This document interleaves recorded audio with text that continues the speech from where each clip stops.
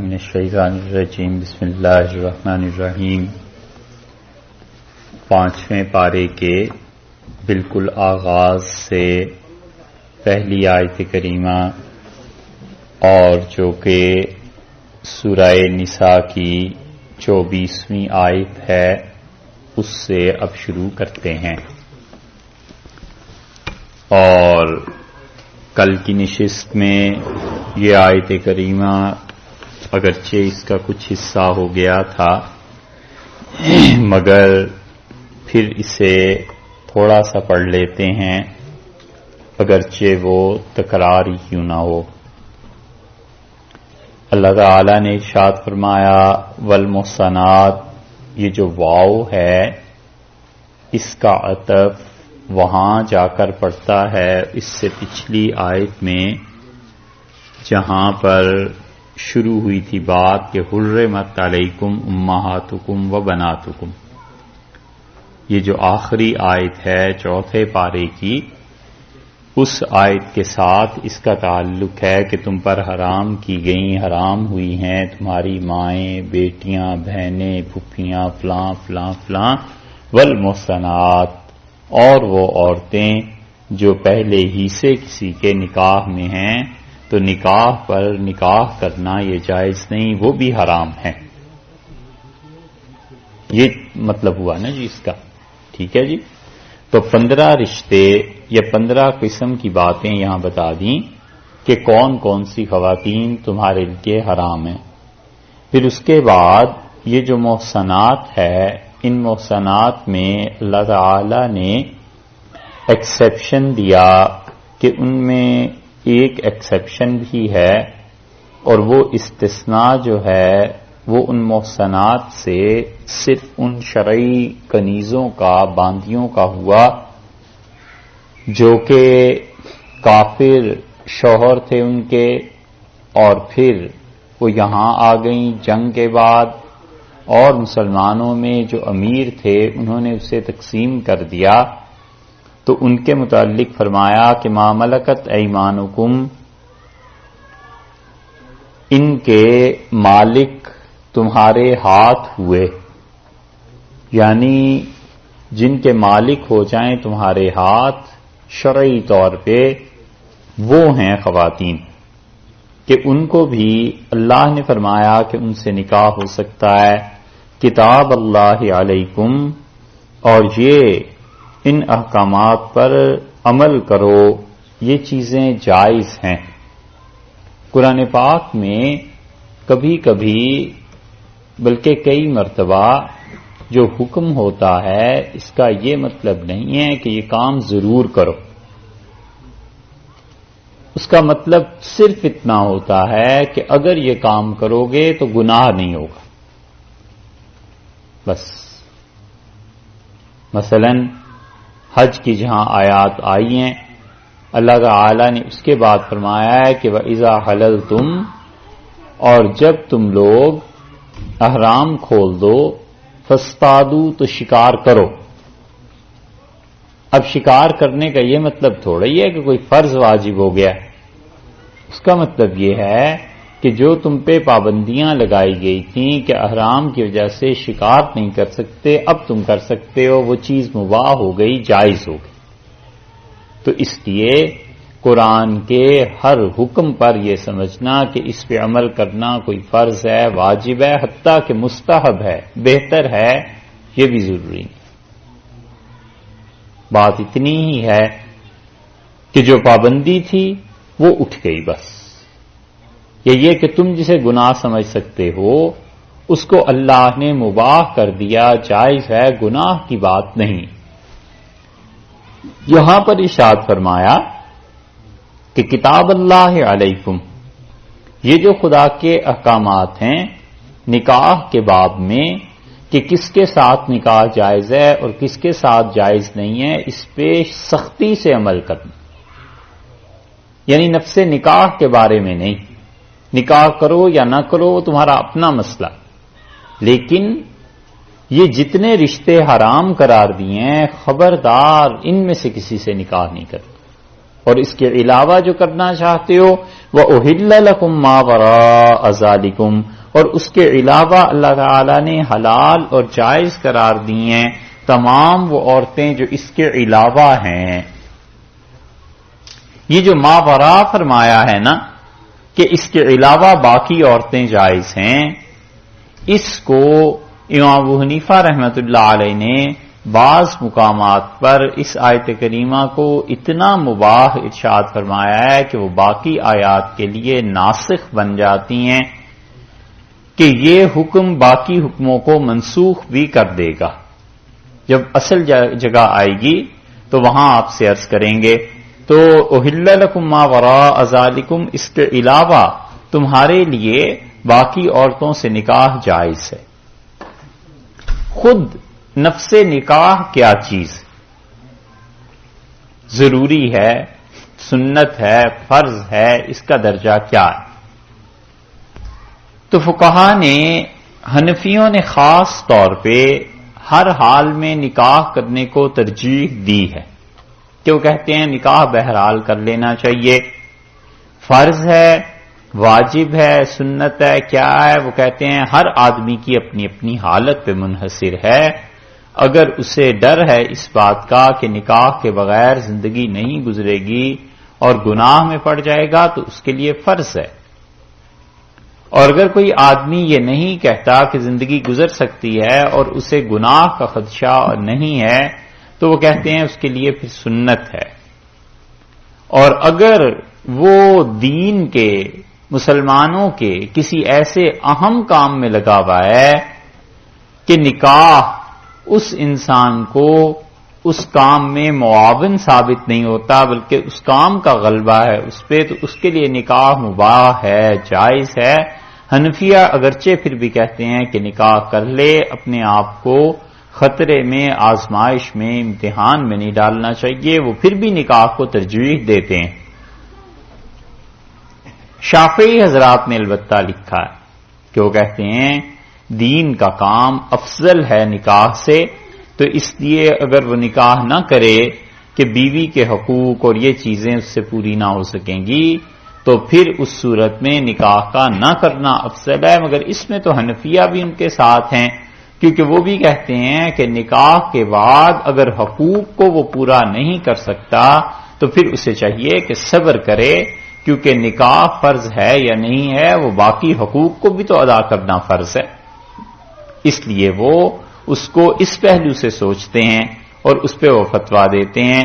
تو ارشاد فرمایا ہے کہ ما وراء ذالکم، اس کے علاوہ عورتوں سے تمہارا نکاح جائز ہے، ان تبتغوا باموالکم، اور اس طرح سے کہ تم طلب کرو گے، تبتغوا تم چاہو، تو مطلب یہ ہوا کہ لڑکے والے جو ہیں وہ پروپوزل پیش کریں گے، لڑکے والے جو ہیں وہ نکاح کے لیے پیغام دیں گے، اور ایک شرط ہو گئی۔ دوسری شرط یہ فرمائی کہ بے اموالکم، مال دے کر نکاح کرنا ہے، پیسے ہوں گے، اجرت میں حق مہر ہے اور حق مہر کی وجہ سے نکاح ہوگا اس کے ساتھ۔ تیسری چیز محسنین، نکاح کی قید میں لانے والے بننا۔ محسن احسان، قید، اور محسنات کا لفظ اسی کی مؤنث ہے، اور محسنات میں وہ خواتین بھی ہیں جو نکاح کی قید میں آ گئیں، اور وہ بھی ہیں جو ابھی تک نکاح کی قید میں نہیں ہیں، اور نکاح نہیں ہوا لیکن ہیں وہ بنیادی طور پہ پاکیزہ اور شریف خواتین، تو اس لیے ان کے لیے بھی قرآن نے یہ لفظ استعمال کیا، آگے بھی بتاتے ہیں۔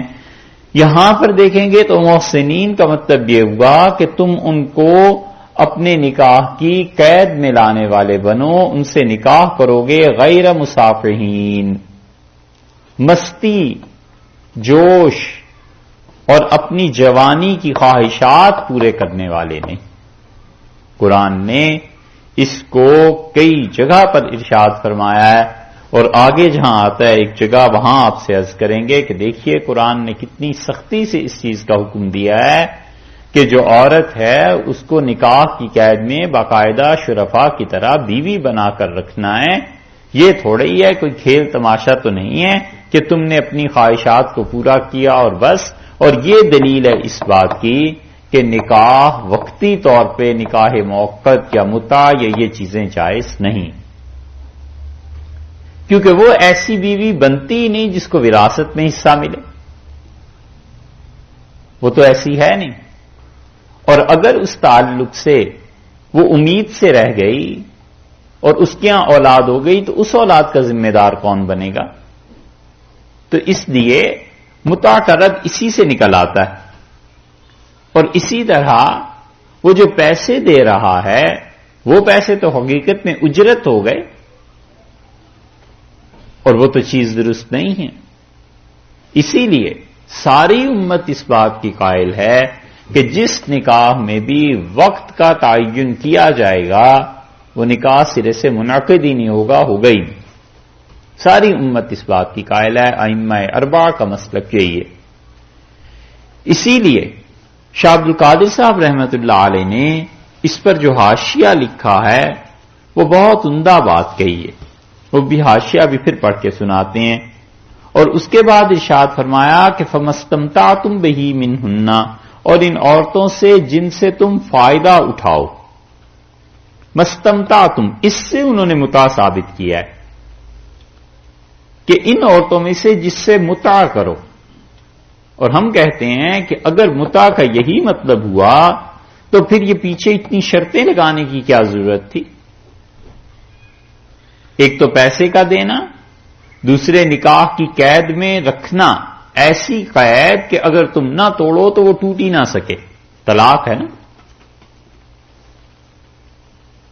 اور تیسرے اس سے مقصد اولاد کا حصول ہے، بیوی ہے، زندگی کا اطمینان ہے، یہ چیزیں ہیں، محض خواہشات کی تسکین تھوڑا ہی ہے۔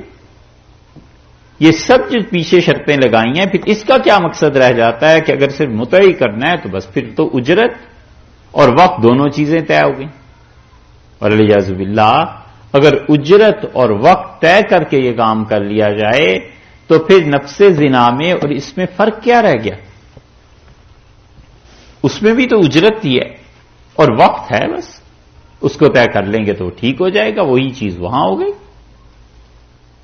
تو والعیاذ باللہ یہ ایسی چیز ہے جس کو ان لوگوں نے دین میں ایک طرح سے تحریف کر کے اسے درست قرار دے رکھا ہے۔ جب اجماع ہو گیا امت کا اس پہ اور صحابہ کرام رضی اللہ عنہم کے سامنے فیصلہ ہو گیا، اور عبداللہ ابن عباس رضی اللہ عنہما جو فتویٰ دیتے تھے اباحت کا، متع کے جائز ہونے کا، اس پہ عمر رضی اللہ عنہ نے انہیں سمجھایا اور پھر ان کا رجوع بھی ہو گیا، تو اب کون سی ایسی چیز باقی رہ جاتی؟ شاذ اقوال وہ ہر جگہ ہی مل جاتے ہیں۔ اگر شاذ اقوال پہ دین کی بنیاد رکھی جائے، شاذ اقوال کا مطلب یہ ہے کہ جن چیزوں پہ فتویٰ کوئی نہیں دیتا، اور ہر زمانے میں کوئی نہ کوئی مفتی ایسی ایک بات کہہ ہی دیتا ہے جس پہ فتویٰ کوئی نہیں دیتا، اور وہ ان کی اپنی ذاتی رائے ہوتی ہے، تو وہ باقی لوگوں کے لیے ماننا تھوڑی ضروری ہو جاتی۔ ابراہیم نخعی رحمت اللہ علیہ کتنے بڑے آدمی تھے، تابعی تھے، صاحب فتویٰ تھے، امام ابو حنیفہ رحمت اللہ علیہ کے دادا استاد، حنفی فقہ میں ہزاروں فتوے، ہزاروں انہی کے فتوے کے مطابق ہیں۔ انہوں نے ایک جگہ فتویٰ دے دیا کہ ان آیات کے مطابق 4 عورتوں سے زیادہ نکاح جائز ہے، کسی نے نہیں مانا، وہی 2 2 3 3 4 4، کسی نے نہیں مانا۔ اور ابراہیم نخعی رحمت اللہ علیہ کے قول پہ ہمارے جو حنفی فقیہ اور محدث تھے یہ ابن حمام رحمت اللہ علیہ، انہوں نے صاف لکھا کہ ان کا فتویٰ ٹھیک نہیں ہے۔ تو شاذ اقوال ڈھونڈنا کہ کہیں کوئی قول مل جائے کسی فقہ میں کسی مفتی نے جائز قرار دیا ہو، اگر اس طرح کرنے لگے گا تو دین کھیل بن جائے گا، پھر کوئی چیز حرام نہیں رہتی، کوئی چیز ناجائز نہیں رہتی، شراب بھی جائز ہو جائے گی، یہ زنا بھی جائز ہو جائے گا، چوری بھی جائز ہو جائے گی، حتیٰ کہ علیہ باللہ خدا کے ساتھ شرک بھی جائز ہو جائے گا کہ ٹھیک ہے تم نے حالات کو دیکھا اور مجبور ہو گئے، شرک کر لیا، بعد میں ایمان لے آئے، کوئی حرج نہیں، کوئی چیز ناجائز نہیں رہ جاتی۔ تو اس لیے اس راہ کو اختیار کرنا اور چلنا چاہیے جو امت میں مجتہدین نے اختیار کیا ہے۔ شاذ اقوال کا کوئی بھروسہ نہیں، شاذ اقوال جن پہ فتویٰ نہیں دیا جاتا وہ تو حضرت عمر رضی اللہ عنہ کو بھی مل جائیں گے، حتیٰ کہ حضور اقدس صلی اللہ علیہ وسلم کی بعض روایات احادیث ایسی مل جائیں گی، پھر کیا کرنا ہے؟ حضرت صلی اللہ علیہ وسلم نے ایک مسئلے میں فیصلہ فرمایا، مسلم میں آتا ہے، اور آپ نے کہا ایک خاتون سے اپنی اہلیہ سے کہا، لوگوں میں فیصلہ فرمایا کہ یہ اس کے بھائی ہیں، اور جب گھر تشریف لائے تو آپ نے فرمایا اس لڑکے سے پردہ کرنا۔ تو اب اگر کوئی آدمی یہ کہے کہ قاضی کا فیصلہ کورٹ کا وہ الگ ہوتا ہے اور نجی فیصلے الگ ہو جانے چاہیے، اور یہ اس کی دلیل ہے، تو پھر جو مرضی کرتا رہے، سارے قانون کو کھیل بنا لے۔ رسول اللہ صلی اللہ علیہ وسلم نے فتویٰ یہ دیا کہ وہ بچہ جہاں پیدا ہوا ہے انہی کا ہے، اور تقویٰ کی بات یہ ارشاد فرمائی اپنی اہلیہ سے کہ اس سے پردہ کرنا، کیونکہ اس کا نسب درست نہیں ہے۔ تو شاذ اقوال کئی مرتبہ اس قسم کے بھی ہوتے ہیں کہ بعض بزرگ جو ہیں وہ کبھی فتویٰ دے دیتے ہیں تقویٰ کی بنیاد پر، تو وہاں پر اتنی تنگی نہیں ہو جاتی شریعت کے مسائل میں، یہ سب چیزیں سوچنی پڑتی ہیں۔ تو اس لیے متع کو جو یہاں سے انہوں نے جائز قرار دیا ہے، باقی پوری امت میں سے کوئی قرآن پاک سے یہ نہیں سمجھا، اور اسی لیے جن حضرات نے اہل سنت والجماعت میں سے بھی متع کے جواز کا لکھا ہے، ہم یہ نہیں کہتے کہ جواز کا نہیں لکھا، لکھا ہے، لیکن ان کی بات پہ فتویٰ نہیں۔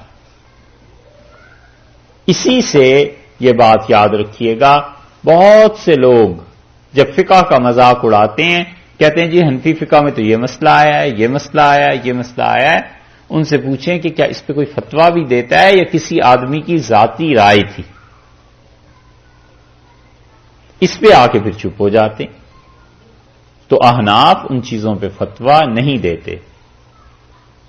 مثلا ایک چھوٹی سی مثال دے کے پھر آگے چلتے ہیں۔ ایک ٹوٹکا تھا، ٹوٹکا سمجھتے ہیں؟ ایسے ہی ایک بات تھی کہ کسی انسان کو نکسیر پھوٹ پڑے، ناک سے خون بہنے لگے اور بہت زیادہ بہے، تو وہ کیا کرے؟ مرنے کا خطرہ ہو جائے۔ تو کسی نے کہا کہ اس کی جان بچانے کو اس کی پیشانی پہ نکسیر کے خون سے فاتحہ لکھ دو تو بچ جائے گا۔ کیا ہوگا کسی نے تجربہ، بچ گیا ہوگا۔ مفتی سے جا کے پوچھا تو انہوں نے کہا کہ اگر جان بچانے کے لیے یہ کرو تو یہ جائز، کہ مرے تو نہ۔ اب وہ فتویٰ آ گیا کتاب میں کہ جی فلاں مفتی نے یہ فتویٰ دیا تھا۔ اب اس کو کوئی لے آئے اور وہ کہے کہ تم حنفی ہو اور تم تو قرآن پاک کو ناپاک خون لکھنے سے بھی جائز قرار دیتے ہو، تو اب کیا جواب دیں سوائے اس کے کہ بھائی کسی زمانے میں یہ بات ہوئی ہوگی، کسی نے فتویٰ دے دیا ہے، تو اس کا یہ مطلب تھوڑی ہے کہ فتویٰ اس بات پہ ہے، ایک ٹوٹکا ہے، کسی کی جان کو بچانے کے لیے ایک چیز لکھی گئی ہے، یہ ضروری نہیں ہے کہ اس پہ عمل بھی کرنا ہے یا یہ صحیح ہے۔ اس طرح کی چیزیں لوگ لے آتے ہیں کسی کے بھی دین مذہب سے۔ ہندو ہیں، وہ مسلمانوں کے دین سے ایسی چیزیں نکال لائیں گے، مسلمان ہندوؤں کے دین سے ایسی چیزیں نکال لائیں گے۔ یہ صرف مناظرے ہیں اور آپس کی باتیں ہیں۔ حق چیز وہ ہے جس چیز پہ لوگ عمل کر رہے ہوتے ہیں، باقاعدہ فتویٰ ہوا کرتا ہے، زمانے کے اچھے اچھے معتدل اور متقی علماء جس کو کہتے ہیں، وہ دیکھنی چاہیے کہ کیا چیز ہے۔ تو اللہ تعالی نے فرمایا کہ ان میں سے جن سے بھی تم نے فائدہ اٹھایا ہے، فاتوہن اجورہن، ان کو دو ان کے حق مہر، فریضتاً جو مقرر ہوئے ہیں وہ تمہیں دینے ہیں، ولا جناح علیکم، اور گناہ نہیں ہے تم پر، فیما اس چیز میں تراضیتم جو تم دونوں شوہر اور بیوی آپس میں ٹھہرا لو، مقرر کر لو، راضی ہو جاؤ، بہی جس کے ساتھ من بعد الفریضہ مقرر کرنے کے بعد پھر جس رقم پر تم دوبارہ راضی ہو جاؤ اس کی ادائیگی میں کوئی گناہ نہیں ہے، اس فعل میں عمل میں کوئی گناہ نہیں۔ مثلاً طے کر لیا میاں بیوی نے کہ حق مہر 10,000 ہے، شوہر سے بیوی کہتی ہے کہ اسے بڑھا دیں، تھوڑا ہے، اور شوہر راضی ہو گیا، اللہ نے کہا کوئی حرج نہیں ہے، ولا جناح علیکم، کوئی گناہ کی بات نہیں ہے، نہ اس کا تقاضا گناہ کی بات ہے اور نہ تمہارا 10 سے 20,000 دینا گناہ کی بات ہے، دونوں درست۔ حق مہر طے ہو گیا تھا اور طے ہونے کے بعد اس نے درخواست کی کہ آپ معاف کر دیں، اس نے کہا میں معاف کر دیتی ہوں، اس نے کہا کم کر دیں، بہت زیادہ ہے، میں فی الحال ادا نہیں کر سکتا، قسطوں میں کر دیں، جو چیز بھی طے پا گئی، اللہ نے فرمایا کوئی گناہ نہیں ہے، اس پہ تم دوبارہ غور کر سکتے ہو، نظر ثانی ہو سکتی ہے، اس پہ چھوٹ دے دی نا، رعایت دے دی۔ ان اللہ کان علیما حکیما، حتیٰ کہ اگر 2 مرتبہ حق مہر کرنے کے لیے طے ہو جائے تو 2 مرتبہ شوہر کو دینا پڑے گا۔ اللہ نے فرمایا ہے کہ اللہ تعالی علم والا ہے، حکمت والا ہے، اس کا علم، اس کی حکمتیں ایسی ہیں کہ وہ ایک ایک چیز سے باخبر ہے، وہ سب جانتا ہے کہ انسان کے اندر کیا ہے اور باہر کیا ہے، اور حکمت ہے اس کی کہ پیسے کے معاملے میں، عورتوں کے حقوق کے معاملے میں بڑی حکمت کے ساتھ اس نے تمہیں احکامات دیے ہیں، تو ان کو سوچو، پڑھو، غور کرو اور ان پہ عمل کرو۔ اس پہ حضرت نے حاشیہ جو لکھا ہے شاہ عبد القادر صاحب رحمۃ اللہ علیہ نے، وہ حاشیہ بڑا جامع مختصر بھی ہے، لیکن اس میں بڑی جامعیت، کئی 100 صفحات پڑھنے کے بعد جو نتیجے پہ کوئی پہنچتا ہے نا، حضرت نے ایک فقرے میں اس کو منضبط کر دیا ہے، ضبط کر دیا ہے۔ فرماتے ہیں یعنی جو عورتیں حرام فرمائیں وہ 15 قسمیں، ان کے سوا سب حلال ہیں 4 شرط سے، اور چاروں شرطیں حضرت نے قرآن پاک سے ہی ثابت کی ہیں کہ 4 شرائطیں اس کے بعد اس کے ساتھ۔ اول یہ کہ طلب کرو، یعنی زبان سے ایجاب و قبول درمیان آوے۔ پہلی شرط تو یہ ہوئی کہ نکاح باقاعدہ ایجاب و قبول ہونا چاہیے زبان سے، تبتغوا سے یہ حضرت نے ثابت کیا ہے۔ تبتغوا کا لفظ آیا ہے نا کہ کتاب اللہ علیکم واحل لکم ما وراء ذالکم ان تبتغوا باموالکم، یہ تبتغوا تم چاہو، تو حضرت فرماتے ہیں چاہنے کا مطلب یہ ہے طلب کرنے کا کہ زبان سے ایجاب و قبول ہو، درمیان میں آئے بات، گواہوں کی موجودگی میں جب ایجاب و قبول ہوگا تو یہ نکاح ہوگا۔ دوسرے یہ کہ مال دینا قبول کرو، یعنی مہر، بے اموالکم، یہ آ گئی نا مال کی شرط، پیسے دینے ہیں، اگر پیسے نہیں دے گا تو نکاح ہو جائے گا، لیکن بعد میں پھر پیسے دینے پڑیں گے، یا تو اس لڑکی کا خاندانی مہر دیکھ لیا جائے جو اس کے ددھیال کی طرف سے ہے، اور یا پھر جو لڑکی کے ساتھ طے ہوتا ہے، یہ 2 چیزیں ہو گئیں یہاں پہ۔ تیسرے یہ کہ قید میں لانے کی طرح ہو، مستی نکالنے کی نہ ہو، یعنی ہمیشہ کو وہ عورت اس مرد کی ہو جاوے۔ محسنین سے حضرت نے یہ ثابت کیا کہ نکاح کی قید میں آنی چاہیے، اس کے چھوڑے بغیر نہ چھٹے، یعنی مدت کا ذکر نہ آوے کہ مہینے تک یا برس تک، اس سے متع حرام ٹھہرا۔ دیکھا یہ ہے جس زمانے میں دہلی میں حضرت تھے، اتنا غلبہ ہو گیا تھا ان چیزوں کا کہ ذرا سا بھی جس کا بس چلتا تھا وہ متع شروع کر دیتے تھے، اور لائسنس جو ان بازاروں کے اور ان کرتوتوں کے لیے انگریزوں نے دیے تھے، وہ لائسنس ہندوستان میں مذہب کی بنیاد پہ لیے گئے تھے، کہ عورتوں نے جا کے اقرار کیا کہ ہمارا مذہب ہمیں اس کی اجازت دیتا ہے متاع کی، تو ہمیں آپ لائسنس دے دیں اور باقاعدہ اس کو قانونی تحفظ مل جائے. یہ چیزیں قائم ہو گئیں. ہوتی پہلے بھی تھیں، یہ نہیں ہم کہتے کہ نہیں تھیں، مگر جو چیز قانونی تحفظ کے تحت آئی وہ اس وجہ سے آئی ہے. اب تک جتنی خواتین ایسا پیشہ کرتی ہیں ان کے باقاعدہ لائسنس اور نمبر اور یہ چیزیں ہوتی ہیں اور حکومت اس سے ٹیکس وصول کرتی ہے. یہاں کا تو معلوم نہیں کیا ہوتا ہوگا الیاذ باللہ، مگر یہ کہ ہمارے ممالک میں وہ چاہے نام کا ہی ٹیکس ہو کچھ ہو لیکن اس کے کاغذات ہوتے ہیں. تو جنہوں نے دلی میں اس وقت انگریزوں سے یہ رعایتیں طلب کی تھیں ان سب کو بنیادی طور پہ کس مذہب سے ہو سکتا تھا؟ تو انہوں نے اس مذہب کو قبول کیا، یا جو پہلے سے تھی انہوں نے جا کر حکومت کو بتایا، انگریزوں کو کیا خبر کہ سنی کیا اور شیعہ کیا اور کیا چیز ہے. انہوں نے کہا تمہارے مذہب میں مذہب کا کام ہے، ٹھیک ہے لے لو لائسنس. یہ ہے قانونی تحفظ. دلی میں یہ تباہی مچی ہوئی تھی اور بہت زیادہ اتنا اثر تھا شیعت کا. کبھی آپ ہندوستان کی تاریخ پڑھیں تو آپ کو اندازہ ہوگا کہ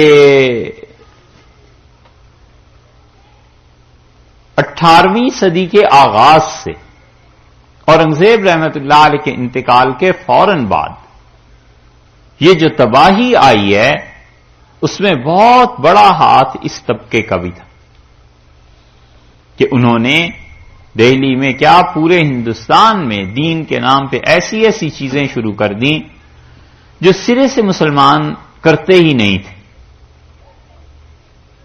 اور ان میں سے ایک چیز یہ بھی تھی، اتنا اثر ہو گیا تھا شیعت کا، اتنا غلبہ ہو گیا تھا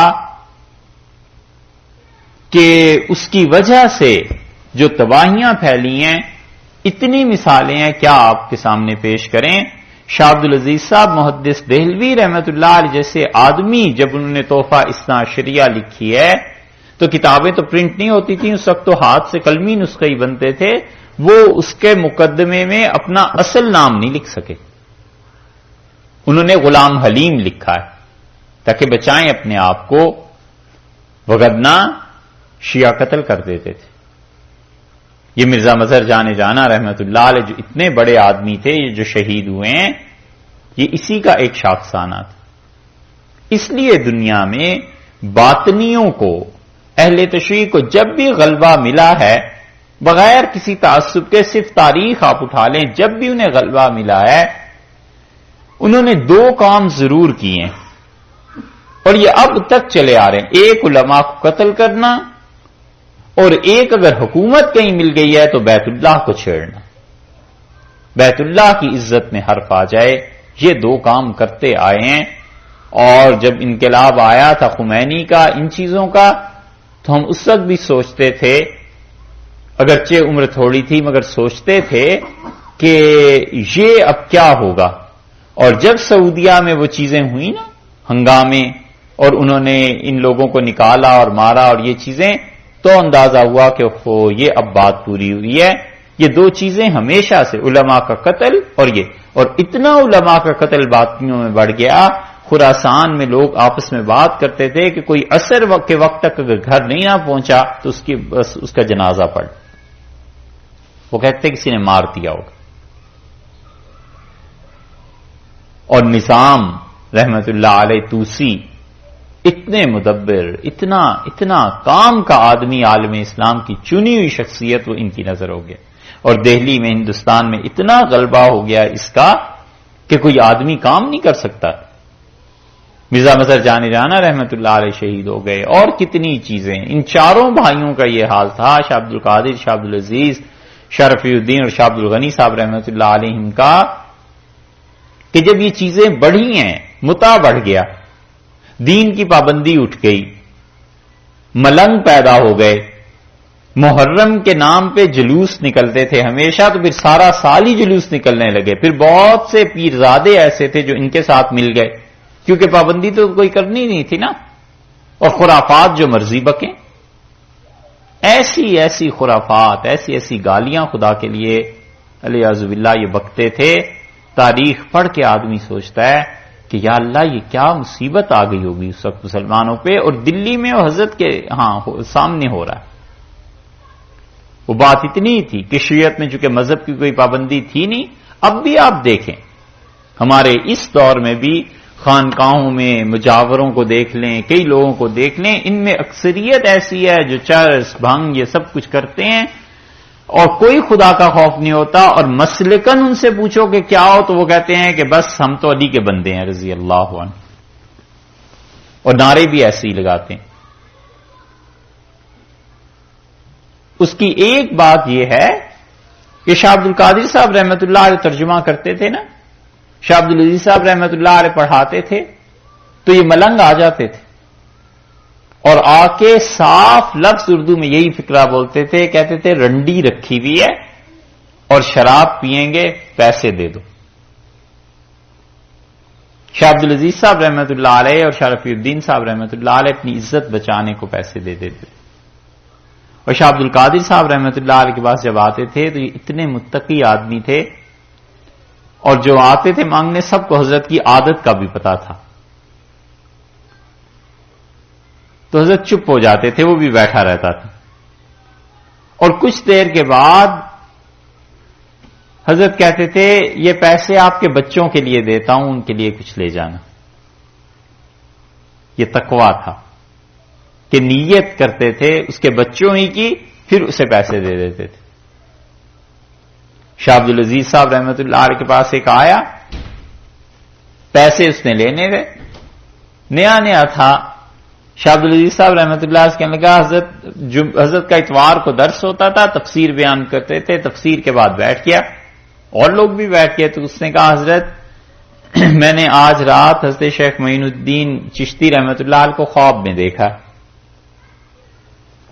حضرت نے مجھ سے فرمایا کہ عبدالعزیز کے سر پہ پگڑی باندھو، وہ ہمارے خلیفہ ہو گئے. شاہ عبدالعزیز صاحب رحمت اللہ نے بالکل خاموشی سے اپنی پگڑی اتاری اور سر آگے کر دیا. وہ پگڑی لے کے آیا ہوا تھا، اس نے باندھ دی. اب حضرت چپ ہو گئے. کافی دیر جب گزر گئی تو اس سے کہا حضرت کچھ انائے تو. پیسے ٹھگنے کا یہ بھی ایک طریقہ ڈھنگ تھا. جس خانقاہ پہ گئے کوئی آدمی مل گیا، اس کی دستار بندی کر دی کہ آج رات یہ خواب دیکھا ہے، پیسے نکالو. شاہ عبدالعزیز صاحب رحمۃ اللہ نے فرمایا کہ حضرت نے آپ کو حکم دیا تھا، آپ نے پورا کر دیا. جس دن ہمیں خواب میں آ کے کہیں گے ہم بھی پیسے پیش کر دیں گے. یہ روز کے تماشے تھے. اور اس میں یہ مغلوں کا جو خاندان تھا یہ گر گیا تھا. اورنگزیب کے بعد جو تباہیاں آئی ہیں ان میں یہ مغل خانوادہ جو تھا یہ اس میں گر گیا تھا، اور بڑے بڑے شہزادے شیعت کا شکار ہو گئے تھے. مذہب کے طور پہ انہوں نے اسے اپنا لیا تھا، اور اس کا نتیجہ یہ نکلا ہے کہ یہ فرقہ بالکل غالب آ گیا. اور وہ جو فربودے تھے نا کام انہوں نے بگاڑا. فربودوں کا سنا ہے؟ فربودے ہیں واقعی نہیں سنا؟ ارے چھوڑو یار، یہ تو ایسے ہی ہے جیسے کوئی مغلوں کا انکار کر دے. یہ تو اتنا بڑا فرقہ مسلمانوں کی حکومت پہ انہوں نے قبضے کر لیے، دلی میں حکمرانی گویا کہ یہ کرتے تھے. یہ فربودے کوئی چھوٹا سا طبقہ تھا، ایک کہیں اور نکل جائیں گے. اس کو پڑھیے گا آپ. یہ فربودوں نے جو تباہی مچائی تھی نا، اور جس نے نبوت کا دعویٰ کیا تھا اور بادشاہ وقت جا کے بیعت ہو گیا. تو دلی کی حکومت تو فربودوں کے پاس چلی گئی. یہ بھائی کیا کرتے؟ اتنی ان لوگوں نے پھر بھی محنت کی کہ دین کو اصل میں بچا کر رکھا جو آگے چل کر پہنچا ہے. ان فربودوں پہ وہی بھی آتی تھی. اور یہ اور ایک وہ وحدت الوجود کے مسلک کے داعی جو پیدا ہو گئے تھے، اصل وحدت الوجود والے نہیں، وہ الگ لوگ تھے. بڑا کمال تھا ان میں. اور حیدرآباد میں باقاعدہ سبق پڑھاتے تھے وحدت الوجود کا اور چیزیں، بڑا علم اللہ نے انہیں دیا تھا، وہ نہیں کہتے، لیکن دہلی میں یہ جو وحدت الوجود کا مسلک اور یہ چیزیں لوگوں نے کرنی شروع کی تھی، اس سے کفر پھیلا، اور اتنا کفر پھیلا کہ لوگوں نے تصوف کی بنیاد پر دین کو ہی گویا ہٹا دیا. اسی لیے پھر اس کی ریٹیلیشن میں جب آئے ہیں نا لوگ، انہوں نے تصوف کو ہی ہٹا دیا، انہوں نے کہا یہ سب بکواس ہے، گمراہی ہے، چھوڑو ان چیزوں.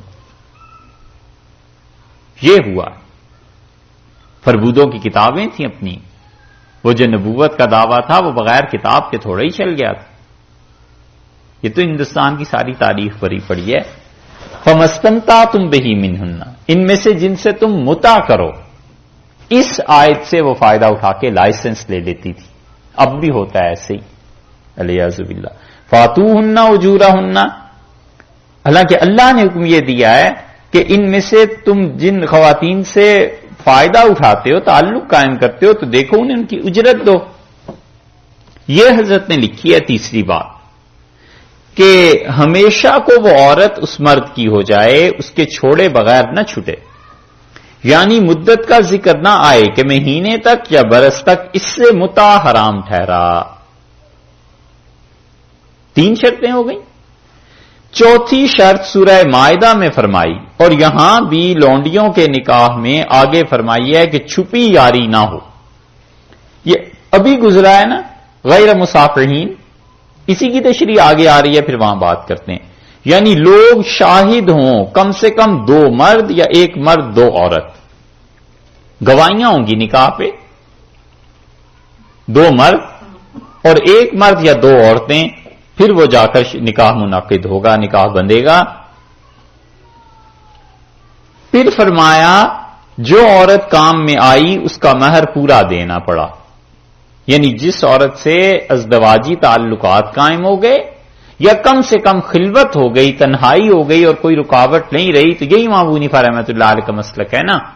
وہ کہتے ہیں نہیں تعلقات ہوئے تو نہ صحیح، لیکن اتنا موقع ہو گیا تھا، بس وہ مہر واجب ہو گیا. حضرت نے اسی کو لکھا ہے کہ اس کا مہر پورا دینا پڑا. اور آگے دیکھو فرمایا یعنی صحبت ہوئی یا خلوت ہوئی. اب اگر حنفی مسلک کا نہ پتا ہو تو آدمی اس 4-5 لفظوں کو نہیں سمجھ سکتا. اور پتا ہو کہ حنفی فقہا کا مسلک یہ ہے رحمہم اللہ کہ وہ کہتے ہیں چاہے صحبت نہ ہوئی ہو لیکن محض تنہائی اور موقع ہو گیا تھا، کوئی رکاوٹ نہیں رہی تھی، اور پھر جان بوجھ کے انہوں نے تعلقات نہیں قائم کیے، تو یہ خلوت تو ہو گئی تھی نا. حضرت نے اس کی طرف اشارہ کیا ہے. اس لیے ہم کہتے ہیں کہ سینکڑوں صفحات کا نچوڑ ان مباحث کا بس ایک چھوٹا سا جملہ.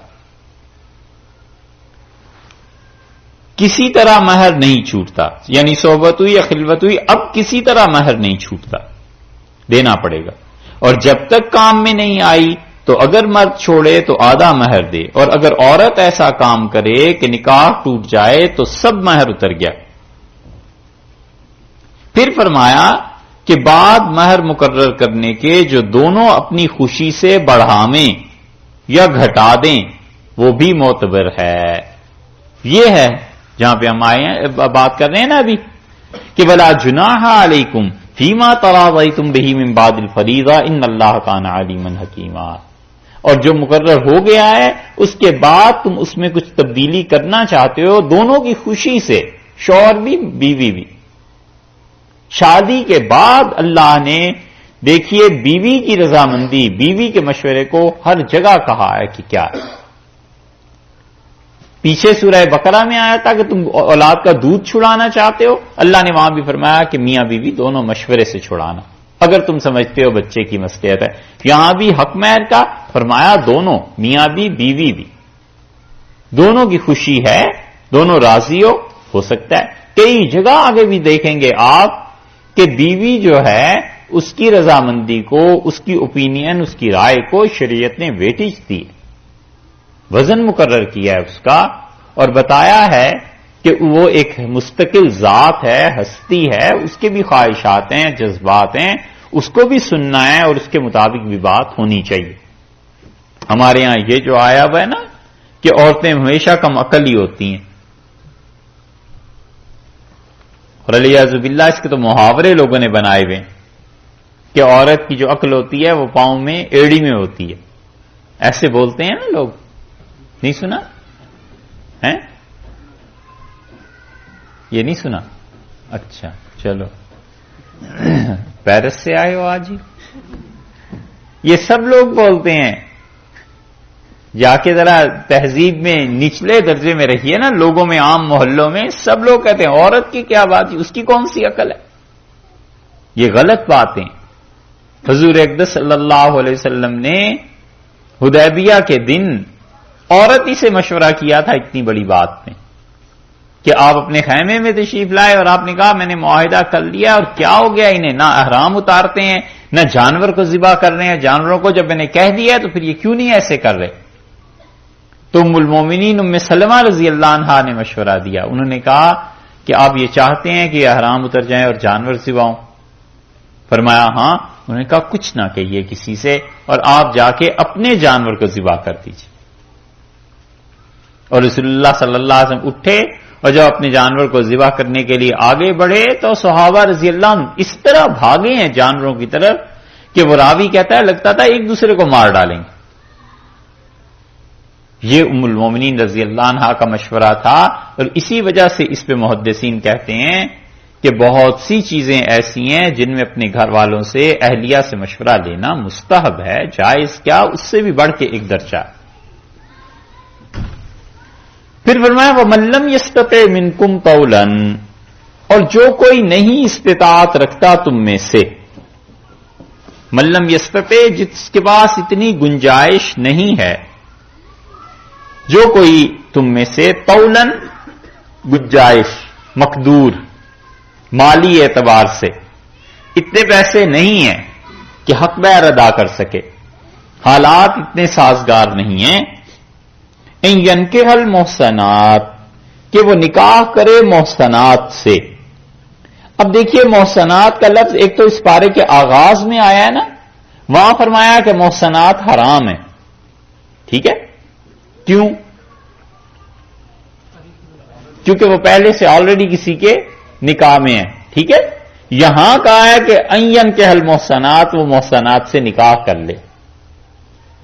تو یہاں محسنات سے مراد اگر شادی شدہ عورتیں تو یہ نکاح کیسے ہو جائے گا؟ اس سے مراد یہ ہے کہ محسنہ کا لفظ اللہ تعالیٰ قرآن پاک میں ان شریف خواتین کے لیے بھی بولتے ہیں جو کنواری ہیں یا بیوہ ہیں یا جن کا شوہر نہیں ہے، بہرحال کوئی بھی صورت ہے شوہر نہیں ہے ان کا، تو اللہ نے فرمایا اچھا پھر اس طرح تم کر سکتے ہو کہ وَلَّمْ يَسْتَطِعْ مِنْكُمْ طَوْلًا إِنْ يَنْكِحَ الْمُحْصَنَاتِ الْمُؤْمِنَاتِ، تم میں سے اگر کوئی نکاح نہیں کر سکتا اس خاتون سے جو کہ محسنہ ہے، مومنہ ہے، اگر اس سے نکاح نہیں کر سکتے، اتنے حق مہر کی استطاعت نہیں ہے، فَمِمَّا مَلَكَتْ أَيْمَانُكُمْ، تو وہ چیز، وہ باندیاں جن کے مالک ہیں تمہارے ہاتھ، یعنی لونڈیاں جو ہیں ان سے، من فتياتكم المؤمنات، ان باندیوں سے جو مومنہ ہیں ان سے تم نکاح کر لو، اس باندی سے نکاح کر لو۔ اگر تو ہے استطاعت نکاح کرنے کی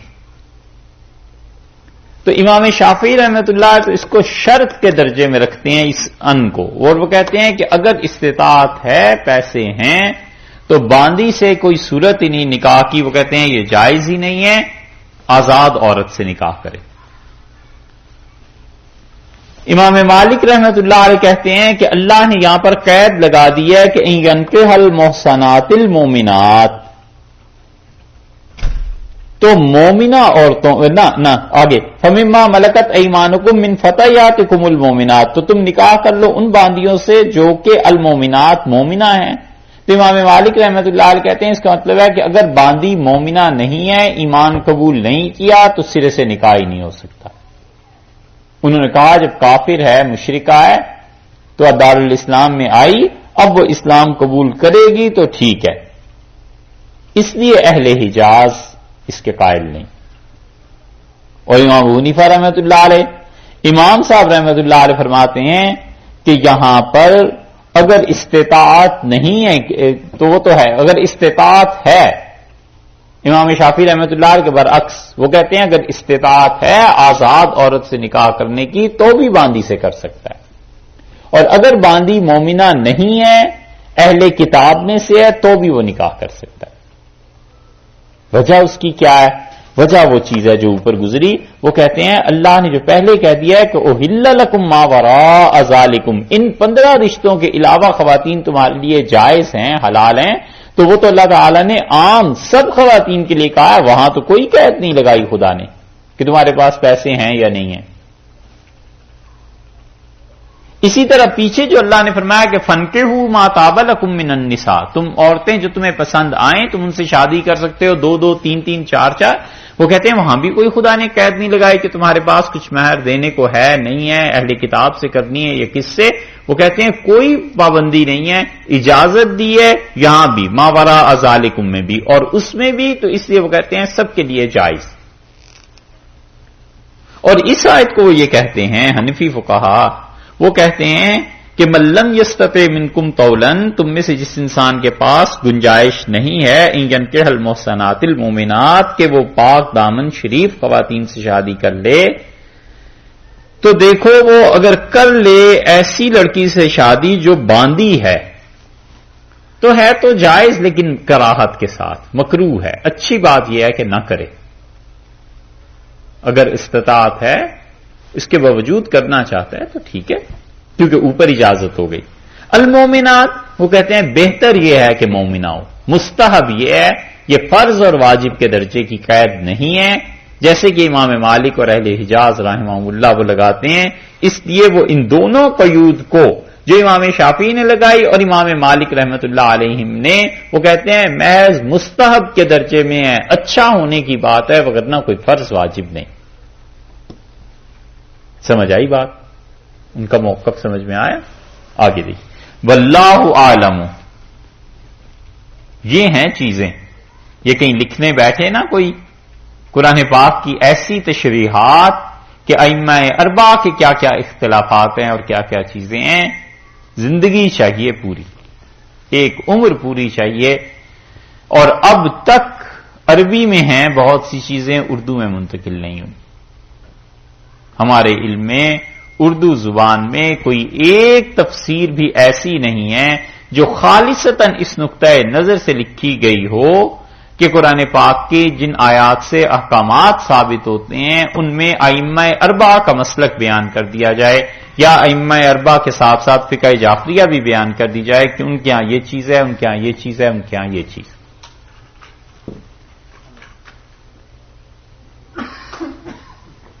اور یہ وقت کی بہت بڑی ضرورت، بہت بڑی ضرورت ہے.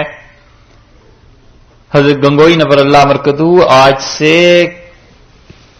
100 سال پہلے یہ فرماتے تھے کہ کوئی ایسی چیز ہونی چاہیے کہ ائمہ اربعہ چاروں اماموں کی فقہ پر نظر کی جائے اور دیکھا جائے کہ اس میں سے کتنے فتوے ہیں جو بدلے جا سکتے ہیں کہ کس کے قول پہ کیا فتویٰ دیا جائے. حضرت آج سے 100 برس پہلے فرماتے تھے. الفاظ یہ نہیں ہیں لیکن حضرت کی بات کا مفہوم یہی تھا جو حضرت تھانوی رحمۃ اللہ علیہ نے ان سے نقل کیا. حضرت تھانوی رحمۃ اللہ نے تو یہاں تک فرمایا کہ اگر میرے بس میں ہوتا، ملفوظات میں آیا ہے تو فرمایا میرا کئی بار جی چاہتا ہے کہ ائمہ اربعہ کی فقہ کو دیکھیں اور ہر فقہ میں جو آسان چیزیں ہیں جس سے دین کی کوئی اور خلاف ورزی کوئی ایسی چیز نہ آتی ہو سامنے، ان سب کو جمع کر دیا جائے کہ مسلمان اس زمانے میں اگر اس پہ عمل کرتے رہیں گے تو دین سے باہر نہیں نکلیں گے. یہ حضرت کے ملفوظات میں ہے. اور ہم بغیر خوف، اس خوف اور ڈر کے آپ کو کہتے ہیں، بغیر تردید کے خوف کے کہ یہاں پر ایسی کتابیں، ایسا لٹریچر، ایسی چیزیں، ایسے علماء ہوں جو ائمہ اربعہ کے مسالک کو جانتے ہوں کہ کس نے کس پہ فتویٰ دیا ہے، تب جا کر اس معاشرے میں کہیں قابو پایا جا سکتا ہے، نپٹا جا سکتا ہے. وگرنہ کوئی آدمی صرف اسی پہ اڑ جائے کہ نہیں فقہ حنفی میں چکے یہ ہے لہذا اس سے تو باہر آپ نکل ہی نہیں سکتے، نہیں چل سکے گا. مسئلہ بڑی جدید دنیا ہوگی، حالات بڑے بدل گئے، تقاضے بڑے بدل گئے. علیہ باللہ ہم یہ نہیں کہتے کہ وہ کتاب و سنت کو ہی بدل دے گا، یہ کوئی اب نیا مجتہد پیدا ہو جائے، مگر آپ کو ذرا بھی یہاں مسلمانوں سے اگر ہمدردی ہے نا ذرا بھی آپ کو یہ اندازہ ہے کہ مسلمانوں نے یہاں رہنا ہے، اس ایک کام کو کر لو، ساری زندگی اور کوئی کام نہ کرو بھائی۔ قرآن پاک کی ایسی تفسیر، فقہ کی کوئی ایسی کتاب جس میں عبادت سے لے کے، نماز روزے سے لے کے، اور قتل اور چوری اور ڈاکہ اور نکاح اور معیشت اور تجارت اور اکانومی، یہ ساری چیزیں اس تک چاروں ائمہ کے مسلک بڑی آسانی سے لکھے ہوئے مل جائیں کہ اچھا اس بات پہ حضرت نے یہ فتویٰ دیا ہے۔ یہ اتنا بڑا لٹریچر اور ذخیرہ ہو، اور اس کے بعد پھر ایک جماعت ایسی ہو، چاہے ایک صاحب علم ہو، چاہے دو ہوں، چاہے تین ہوں، جو ان چیزوں کو جانتے ہوں اور وہ فتویٰ دے دیں کہ ہاں مسلمانوں کے لیے ہمارے دور میں اس پہ عمل کرنا اب جائز۔ اگر یہاں اسلام کو رکھنا ہے اور اسلام کی بات غیر مسلموں تک بھی پہنچانی ہے تو یہ اس دور کی ضروریات میں سے ہے، زندگی بھر کے یہ کرنے کا کام ہے، وگرنہ یہ جو نئی نسلیں آ رہی ہیں نا آگے کو، یہ دین چھوڑ دیں گی۔ وہ کہیں گے صاحب آپ کہتے ہیں کہ یہ چیز حرام ہے اور اس کو نہیں کھایا جا سکتا، ائمہ مجتہدین نے، شافعی، مالک رحمہ اللہ نے یہ فتویٰ دیا ہے، ہم کیوں نہ مسلک پہ، حنفی مسلک پہ عمل کر لیں؟ تو نتیجہ یہ کہ وہ ادھر جائیں گے، تو یہ ایک گرہ کھل جائے گی ذہنی طور پہ کہ ہم جو چاہیں عمل کر لیں، کسی نہ کسی کا تو فتویٰ ہوگا ہی نا۔ یہ ذہنی گرہ نہیں کھلنی چاہیے، اس کو یہ احساس رہنا چاہیے کہ حلال ہے یا حرام ہے، کسی سے پوچھ کے، کوئی سر پہ ہو چھوٹا بڑا، کسی کا فتویٰ ہو، کسی کی اجازت ہو، ایسے تھوڑی ہے کہ دین بچوں کے ہاتھ میں دے دیں۔ یہ تو جب اکانومی کے مسائل، بینکنگ کے، ان چیزوں کو پڑھے تو ہمیں اندازہ اس بات کا ہوا کہ بہت سی چیزیں ایسی ہیں جن پہ حنفی فقہا کے علاوہ دیگر فقہا کا مسلک دیکھنا پڑتا ہے، نہیں تو کام نہیں بنتا۔ یہ کام ہے، لیکن یہ کام مسلمان جب کریں، جب انہیں اس سے فرصت ہو، مل جائے یہاں پر کہ فلاں یہ کر رہا ہے اور فلاں یہ کر رہا ہے اور اس کو اس طرح گھسیٹو اور اس کی ٹانگ اس طرح کھینچو، اور پارٹیاں بن رہی ہیں اور کیا کیا چیزیں ہو رہی ہیں، اور پیسہ رسومات میں خوب اڑاؤ اور افطاریوں میں اور اللہ جانے کس کس کام میں، آپ ہم سے زیادہ بہتر جانتے ہیں، لیکن بھائی یہ کام کرو، یہ کام کریں گے آپ چاہے اس سے فائدہ نہ اٹھا سکیں، آئندہ آنے والی نسلیں فائدہ اٹھائیں گی اس سے، اور وہ صدقہ جاریہ ہے۔ اردو میں کوئی ایسی چیز نہیں ملتی، اردو زبان میں کہ کسی نے یہ تفسیر لکھ دی ہو، جیسے اب ایک مسئلہ یہ آ گیا نا، پہلے کتاب باندھی ہے اور ایک آدمی کے پاس گنجائش نہیں ہے یا گنجائش ہے تو وہ کیا کرے؟ امام مالک رحمۃ اللہ علیہ سے پوچھیں گے تو وہ کہیں گے کہ دیکھو مومنہ ہے یا نہیں؟ وہ کہتے ہیں حضرت گنجائش تو ہے میرے پاس، نکاح میں آزاد عورت سے نہیں کر سکتا اور اس سے کر لوں، لیکن مومنہ نہیں، وہ منع کر دیں۔ امام شافعی رحمۃ اللہ فرمائیں گے اگر گنجائش ہے خبردار جو کیا تمہارے لیے حرام ہے۔ حنفی فقہا کے آ جائے وہ کہتے ہیں گنجائش ہے یا نہیں ہے، یہ مومنہ ہے یا نہیں ہے، دونوں صورتوں میں نکاح جائز۔ تو آپ نے دیکھا ان دونوں نے پابندیاں رکھی، یہاں آ کر کچھ اس میں گنجائش پیدا ہو گئی۔ اسی طرح کئی جگہ حنفی فقہا کے یہاں گنجائش نہیں، وہاں جاؤ وہاں گنجائش کی بات ہے۔ تو یہ اتنے بڑے بڑے مسائل ہیں، یہ سلجھائے گا کون؟ یہ تو اب ختم ہی ہو گیا نا باندیوں کا مسئلہ، ہمارے زمانے میں تو رہا ہی نہیں۔ یہ مسائل جب اکانومی میں پیش آتے ہیں، یہ مسائل جب بچوں کی نکاح کی ولایت میں پیش آتے ہیں، یہ مسائل جب پیش آئیں گے تجارت میں، یہ مسائل جب زراعت میں پیش آئیں گے کہ یہاں کی زمینوں کا سٹیٹس کیا ہے اور اس پہ عشر آئے گا نہیں آئے گا، کتنا عشر لگے گا، کس کو جمع کرانا ہے، یہ مسائل اور خانگی زندگی میں طلاق پر جب آئیں گے، زہار پہ آئیں گے، ان چیزوں پہ، اس وقت یہاں فتویٰ کون دے گا؟ سمجھے؟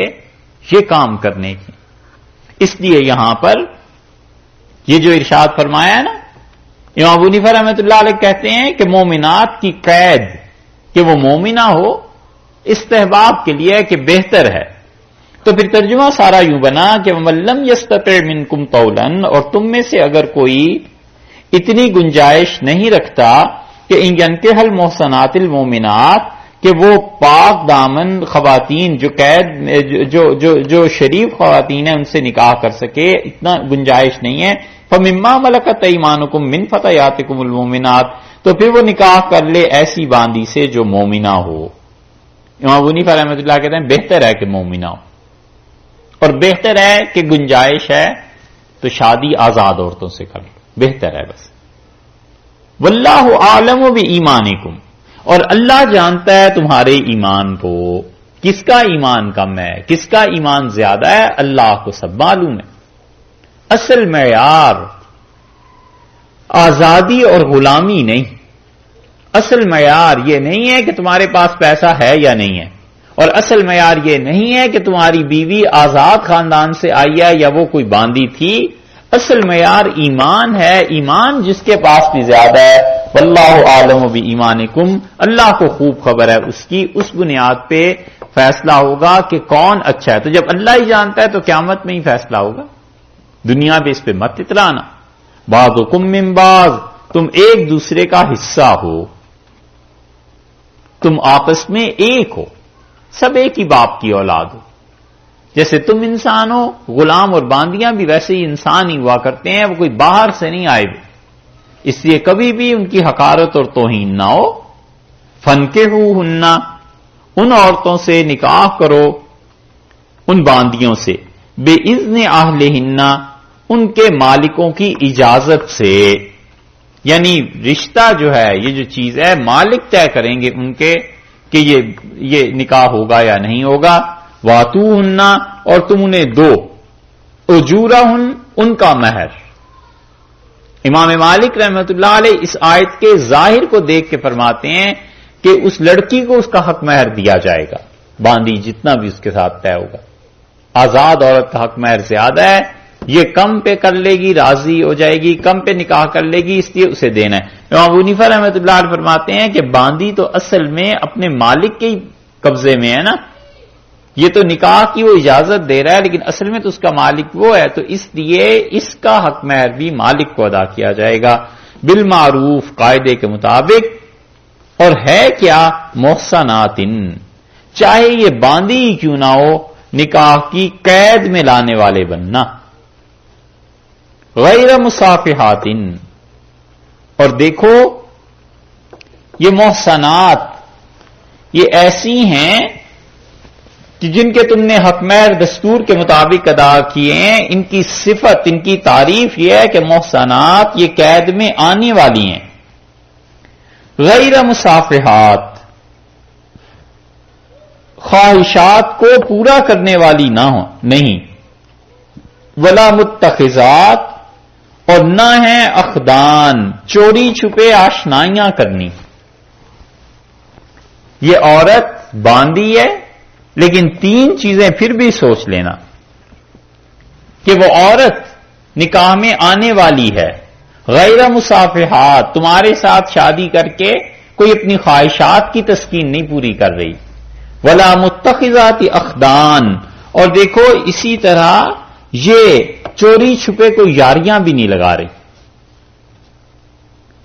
دو باتیں ہیں، ایک تو دنیا میں جتنی بھی یہ گناہ ہے اور جتنے بھی بازار ایسے اور کرتوت قائم ہیں، دو ہی طرح کی عورتیں ہوتی ہیں. ایک تو ہیں پیشہ ور کسبیاں، اللہ انہیں ہدایت دے، وہ بیٹھ جاتی ہیں، وہ ہیں مصافحات، مستی پوری کرنے والی. اور دوسری ہیں جو چوری چھپے ٹیلی فون کر لیا، خط لکھ دیا، ای میل کر دی، چوری چھپے یاریاں دوسرے لڑکوں سے. اللہ نے کہا ہے دونوں چیزیں نہیں ہونی چاہیے. یہ وہ کسبیاں ہیں، یہ خانگیاں ہیں، گھروں میں بیٹھ کے ایسے کام کرتی ہیں، کہیں فون ملا لیا، کہیں بات چیت شروع کر دی، شوہر کو نہیں پتا یا باپ کو نہیں پتا، اور اس طرح کی چیزیں شروع کر دیں. اللہ نے فرمایا ولا متخذات اخدان، اور یہ جو آشنائیاں لگانے والی ہیں یہ بھی نہ ہو، چوری چھپے. اور اسی کے بالکل دوسری سائڈ بھی ذرا آپ دیکھیے، سورہ مائدہ میں اللہ نے کیا کہا ہے. سورہ مائدہ 6 پارہ، اور اس میں سورہ مائدہ میں بالکل آغاز سے آپ دیکھیں،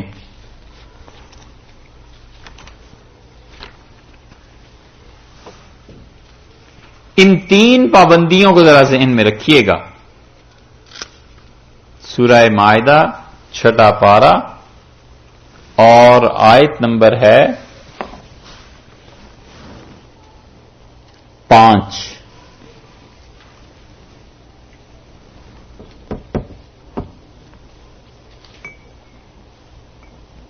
آیت نمبر 5،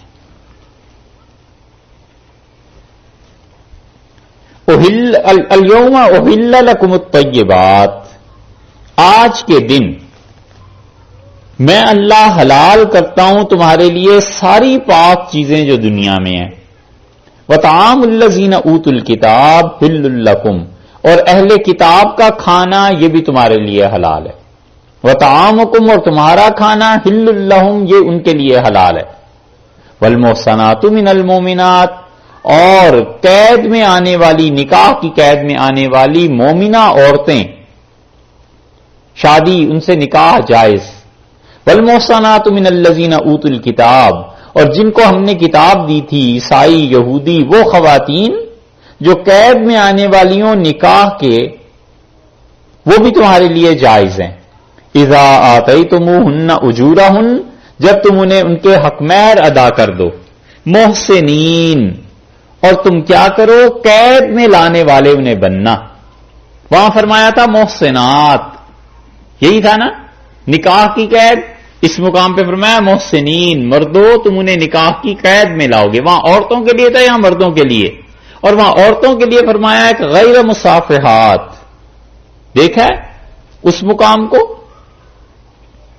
جو بھی ہم پڑھ رہے تھے سورہ نساء میں، وہاں پہ اللہ تعالیٰ نے فرمایا نا غیر مصافحات، وہ عورتیں قصبیاں نہ ہوں، ایسی نہ ہوں جو تم سے چوری، جو تم سے اپنی خواہشات کو پورا کرنے جاتی ہیں۔ یا مردوں کو کہا ہے غیر مصافحین، اور مرد ایسے نہ ہوں جو ان عیسائی یہودی عورتوں سے اپنی خواہشات کو پورا کرنے والے ہیں۔ اور وہاں کیا کہا ہے، وہاں فرمایا ہے کہ ولا متخذات اخدان، اور آشنائیاں نہ کرتی ہوں چوری چھپے۔ اور یہاں فرمایا ولا متخذی اخدان، اور تم بھی ان عیسائی اور یہودی عورتوں سے، ان بچیوں سے جن سے نکاح کرنا ہے، چوری چھپے آشنائیاں کرنے والے نہ ہو۔ کیسی زبردست اللہ نے تردید کی ہے۔ خدا کو پتا تھا کہ قیامت کے قریب حالات کیسے ہو جائیں گے، ہے نا؟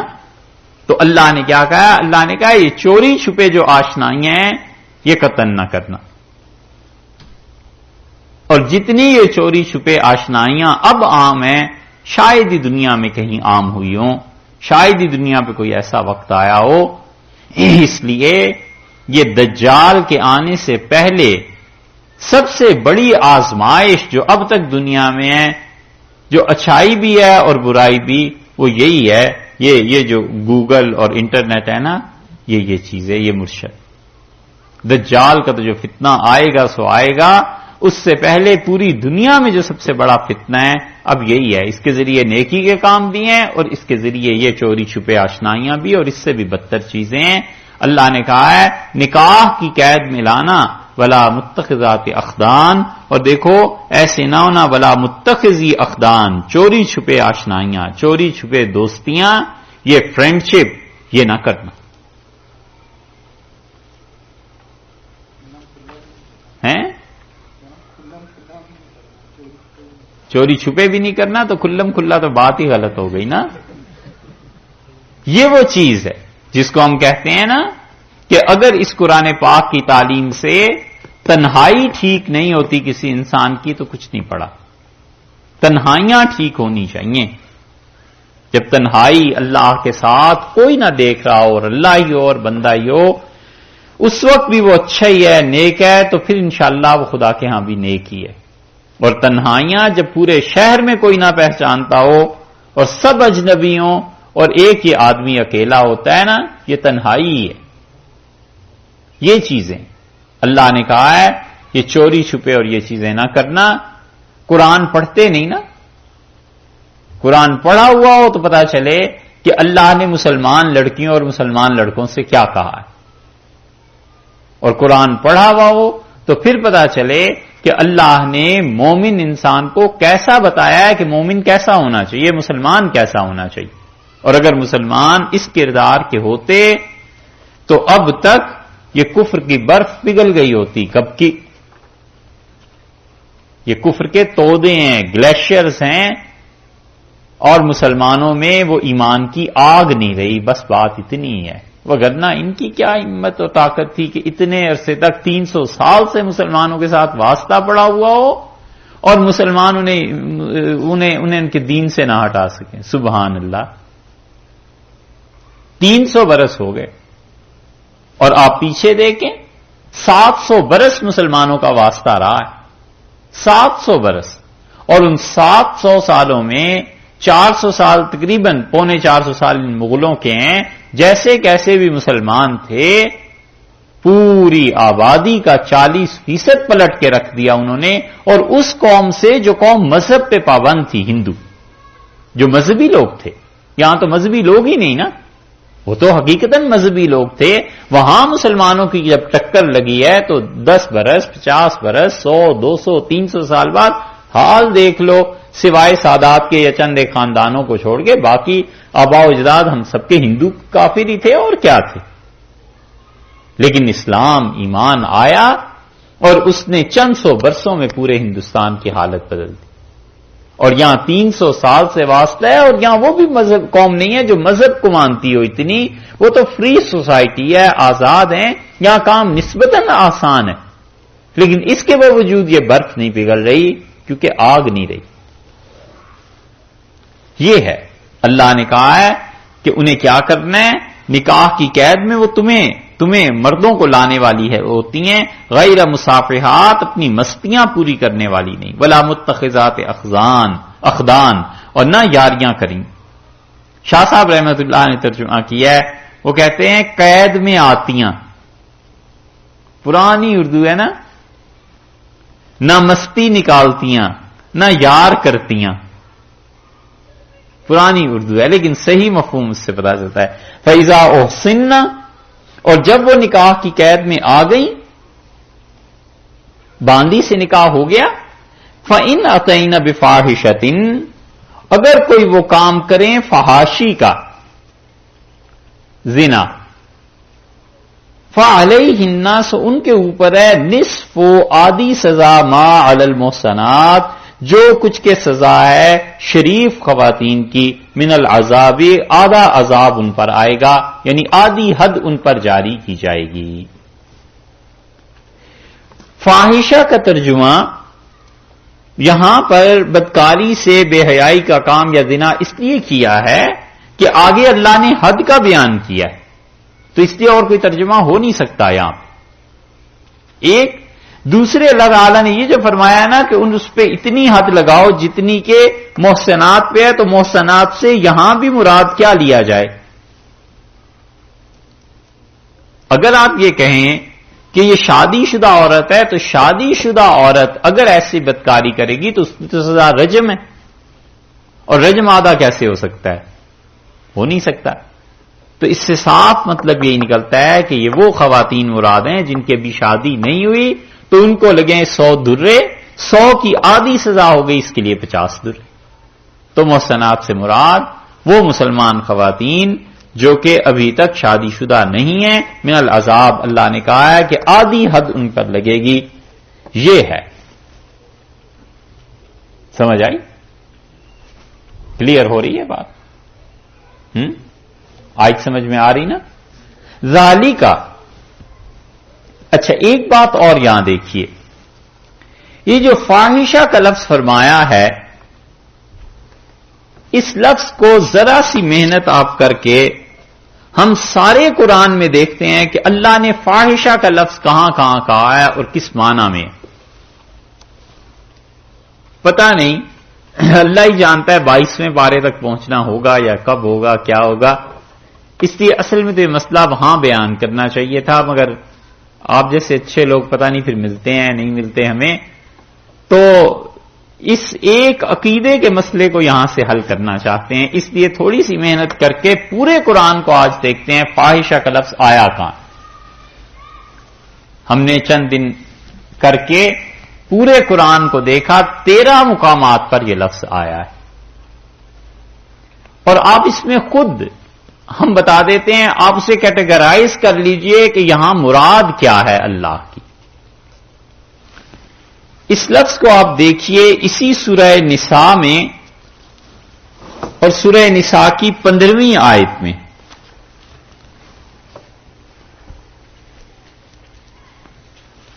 اسی سورہ نساء کی 15ویں آیت میں ملی جی، واللاتی یاتین الفاحشۃ من نسائکم، اور تمہاری خواتین میں سے جب فحاشی کا کام کریں عورتیں، فاستشہدوا علیہن اربعۃ منکم، تو ان میں 4 گواہ ان پر بنا لو. یہ آیت کل آئی تھی نا. یہاں فحاشی سے مراد یا تو زنا، بدکاری، یہی کہا تھا کل، کیونکہ گواہ جو بن رہے ہیں، حد جو جاری گواہ جو بن رہے ہیں اور آگے سزا جو ملنی ہے، حد تو نہیں سزا ملنی، اور یا پھر عورتوں کا آپس میں جنسی تعلقات کا قائم کرنا. ٹھیک ہے، اس ایک مقام پہ پوری بات ہو گئی زنا کی، بدکاری کی. اچھا، یہاں پر لفظ کیا ہے؟ یاتینا.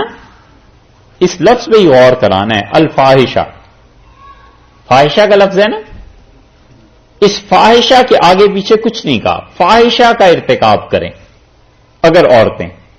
ٹھیک ہے جی، ایک مقام ہو گیا. اسی سورہ مبارکہ کی یہ دیکھیے آپ 19 نمبر آیت، 15 تھی، 18 19 نمبر. یا ایھا الذین آمنوا لا یحل لکم ان ترثوا النساء کرہا ولا تعضلوہن لتذهبوا ببعض ما آتیتموہن الا ان یاتین، اور انہیں نکاح کرنے سے نہ روکنا کہ تم ان سے حق مہر پیسے واپس لے لو، الا ان یاتین بفاحشۃ مبینہ، ہاں اگر اس صورت میں کہ وہ صاف بے حیائی کا کام کریں. فاحشہ کے ساتھ کیا لفظ آ گیا دیکھو، ہیں مبینہ. تو فاحشہ کی تعریف خدا نے بڑھا کر دی کہ فاحشہ کام کریں لیکن مبینہ. یہ دوسری کیٹیگری ہو گئی. ایک کیٹیگری فاحشہ کی ہم نے اس کا ترجمہ کیا ہے زنا سے، دوسری کیٹیگری میں ہم نے ترجمہ کیا ہے عورتوں کے جنسی باہمی تعلقات سے. یہ تیسری آ گئی الا یاتین بفاحشۃ مبینہ، کہ وہ فاحشہ مبینہ کی مرتکب ہوں. یہاں فاحشہ مبینہ سے کیا مراد ہو سکتی ہے؟ جبکہ اس کے فوراً بعد آ رہا ہے کہ وعاشرہن بالمعروف، اور رہنا ان کے ساتھ قاعدے کے مطابق. بدزبانی، ٹھیک، کیونکہ اگر ہم یہاں پر زنا مراد لیں والعیاذ باللہ، تو پھر اس کے ساتھ رہے گا کون؟ ایک. اور اگر ہم یہاں پر عورتوں کے باہمی جنسی تعلقات مراد لیں تو پھر بھی بات نہیں بنتی. تو اس سے تو مراد پھر بدزبانی بنتی ہے، اس کا غلط رویہ ہی بنتا ہے نا. یہ سمجھ میں آتی ہے بات؟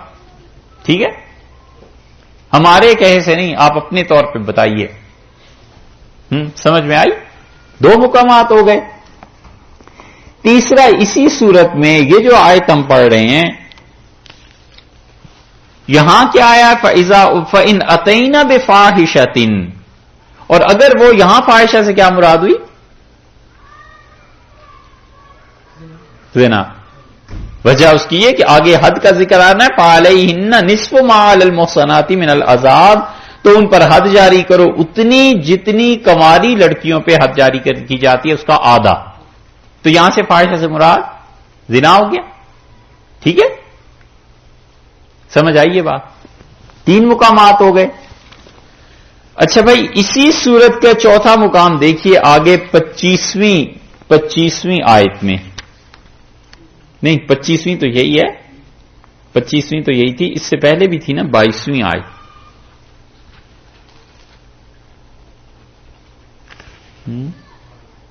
جی 22 نمبر آیت میں، ہاں یہ 22 نمبر آیت میں دیکھ لیجئے. ولا تنکحوا ما نکح آباؤکم من النساء، اور نکاح میں نہ لاؤ جن عورتوں کو نکاح میں لائے تمہارے باپ، الا ما قد سلف، ہاں جو نکاح اس سے پہلے زمانہ جاہلیت میں ہو گئے بس، انہ کان فاحشۃ، یہ ماں کے ساتھ نکاح کرنا یہ کیا ہے؟ فاحشہ۔ یہاں کیا مراد ہوا؟ زنا مراد ہے۔ ظاہر ہے کہ بہت بڑی بے حیائی کی بات ہو گئی نا، لیکن فاحشہ کا صرف لفظ آیا ہے، قرآن نے اس کے ساتھ اور کوئی لفظ نہیں بیان کیا۔ تو اب تک ہمارے پاس 3 کیٹیگریز آ گئیں، ایک فاحشہ زنا کے معنی میں، ایک فاحشہ مبینہ عورت کا بدکلامی سے پیش آنا 2، اور تیسری یہ آ گئی کہ عورتوں کے باہمی جنسی تعلقات۔ ٹھیک ہے، کتنے مقامات ہو گئے؟ 4 ہو گئے۔ 5واں آپ دیکھیے سورہ اعراف میں، اور سورہ اعراف میں 28 نمبر آیت ہے، 9واں پارہ جہاں سے شروع ہوتا ہے۔ سورہ اعراف 8ویں پارے میں دیکھ لیجئے۔